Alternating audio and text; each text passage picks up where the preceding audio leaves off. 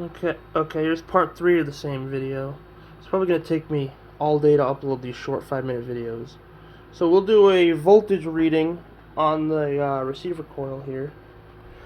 He's getting us 148 volts. He's usually 150-ish. So 148 volts DC, and we will check the amperage. It should be anywhere from 1 amp to 800 milliamps. Which again, I wouldn't have believed unless I saw it. Yeah, we're over 1 amp. We're over 1 amp. 1 amp of output from the receiver. It was over 1 amp. There we go.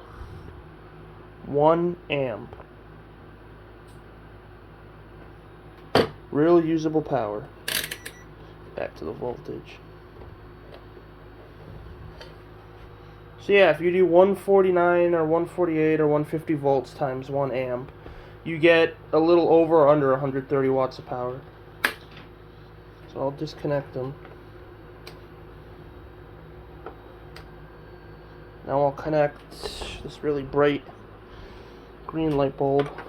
I've shown it running incandescent light bulbs too in the past. And you can also run light bulbs in parallel. Like, I had this so bright, my room was glowing like different colors, and it was hurting my eyes. See if we can tune them even better.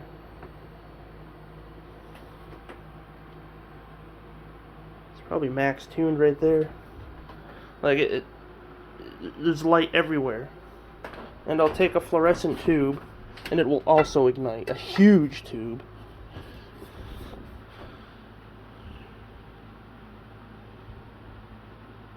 And he's fully lit. This tube is fully lit.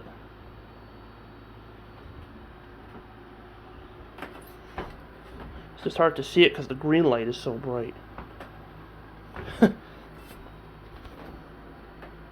that's an insane amount of light. This system is absolutely, undeniably over unity. And the reason it's over unity is we get the extra power from the sun, the radio frequency of the sun. We're not getting something for nothing. We're using high frequency, and the gain is coming from the RF of the sun.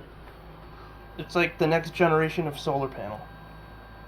And we're consuming 25.2 watts. And our output is crazy. And I'm still sure we have very good wireless range too. Yeah, like, look at that. These guys are lit too, even at a very far range. No degradation of power. When a receiver coil is built perfectly to tune into the transmitter, the energy just gets duplicated. I gotta shut this off, it's hurting my eyes bad.